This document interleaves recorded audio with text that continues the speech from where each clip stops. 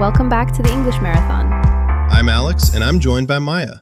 Today is day 6 of our 500-day journey.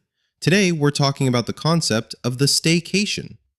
Ooh, I love this topic. Mostly because my bank account loves it more than a flight to Paris. Alex, when you hear staycation, do you think of a lazy Sunday, or is it more of a planned event for you? To be honest, I used to think it was just a fancy word for being stuck at home. But lately, I've realized it's a mindset. It's about being a tourist in your own city. Exactly. It's like putting on vacation glasses. You walk down the same street you see every day, but instead of looking at your phone and rushing to work, you actually look up at the architecture or pop into that weird little cafe you've passed 1,000 times. That's a great way to put it. For our intermediate learners tuning in, the word staycation is a portmanteau, a blend of stay and vacation. It's become incredibly popular in the last few years.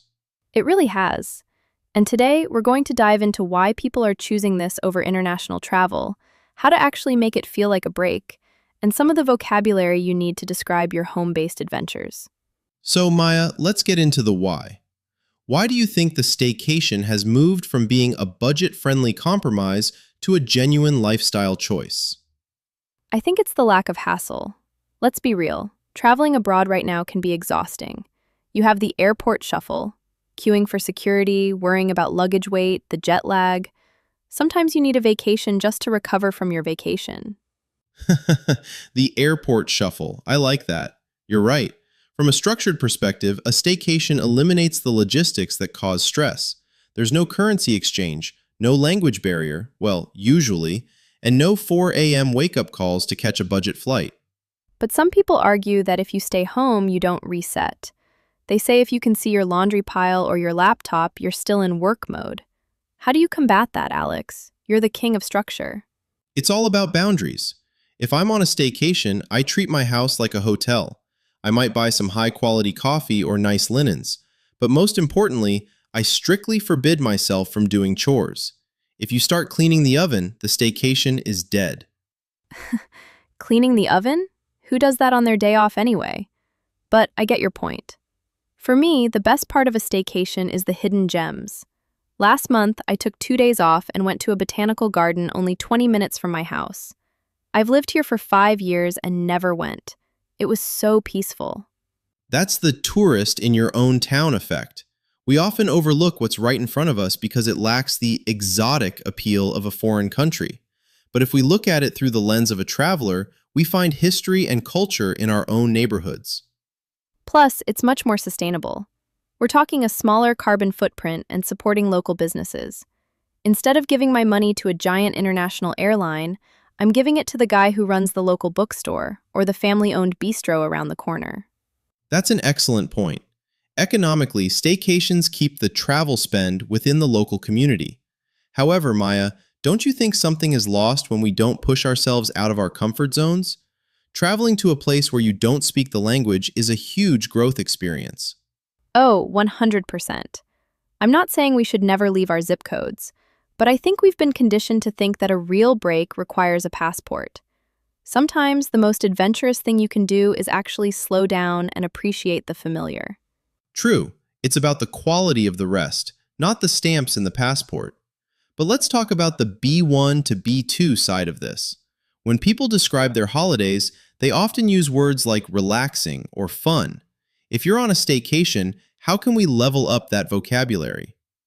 Well, instead of just relaxing, you could say it was rejuvenating or low-key. If you're exploring your city, you're rediscovering your roots.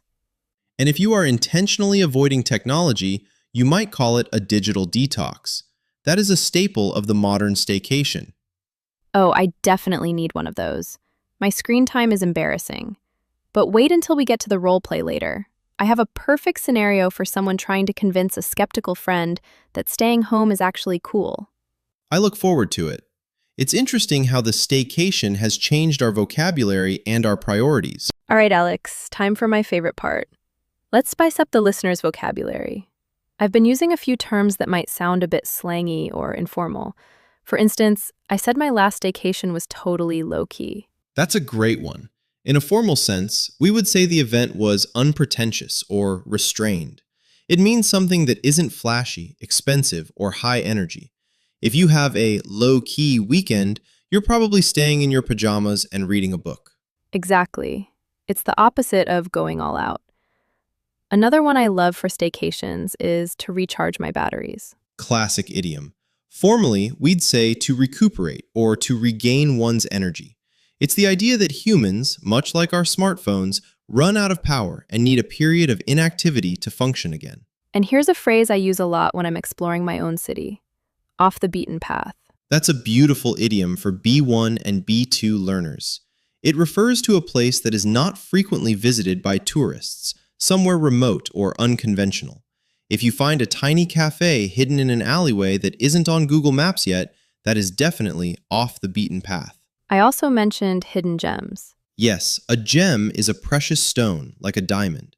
So a hidden gem is a place of great value or beauty that is not well known. It's an undiscovered treasure. Last one for this section: stay-at-home tourist. Is that even a real thing, Alex? It's a bit of an oxymoron, two words that seem to contradict each other, but it perfectly describes the staycationer. Formally, we might call this domestic leisure. You are engaging in tourist activities, but within your own locality. Now, let's put this into practice. Imagine I'm a friend who is very stressed out. I've been working 60 hours a week, and I'm complaining that I can't afford a flight to Hawaii. Maya, you're going to try to convince me to take a staycation instead. Challenge accepted.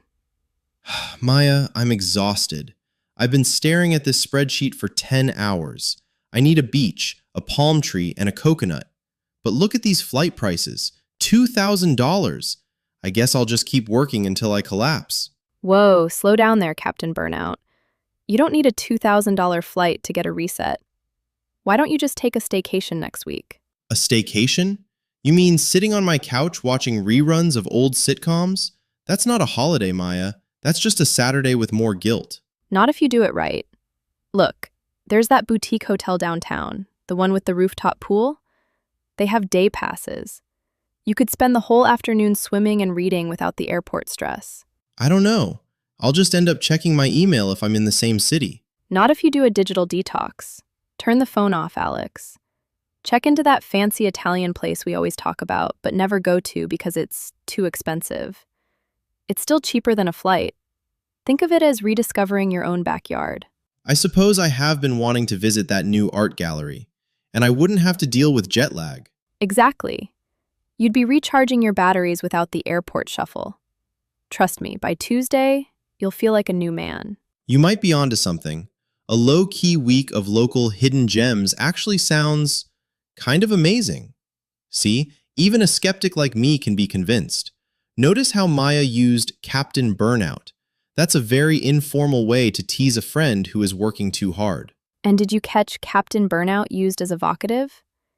It's a fun way to grab someone's attention when you're joking around. Before we wrap up day 6, we have a challenge for you.